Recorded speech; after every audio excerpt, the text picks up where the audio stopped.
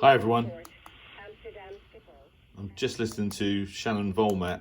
I saw a notification somewhere, I think it was Ray Bocker, who said that there was a volcanic ash warning via Shannon that he'd copied. I don't know if he's uploaded a video or not, but I was just having a listen. But while I do that, I wanted to share with you a very kind gesture from a member of the Harwell Amateur Radio Society. You'll notice that my Belka DX has now got a stand, which a member, I won't say who it is because I haven't asked his permission to identify him, but he bought a Belka DX on the back of my recommendation, but also the recommendation of another Twitter user, actually, UHF Satcom, and he's a very, very clever chap. And basically, he designed he bought one of these radios, realised that as soon as you plug a cable into it, audio cable or a coaxial cable, it's so small and so light that it hasn't got enough mass to support itself, and it will just fall over. So anyway, he designed a stand for it, and he's got a 3D printer, and he printed himself one.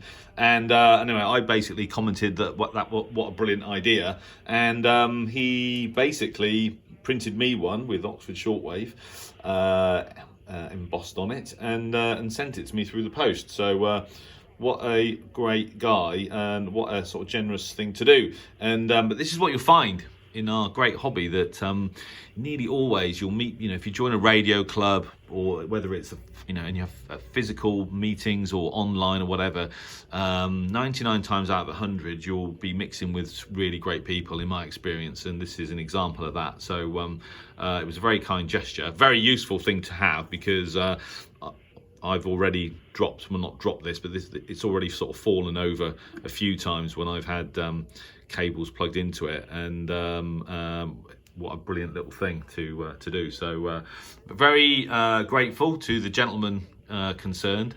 If he sees this video, he may wish to identify himself, but otherwise I'll allow him to do that, because, as I said, I haven't asked his permission. But my thanks to him for certain, and what a great idea. And I think a lot of these radios are getting sold. Maybe there's a business opportunity for him to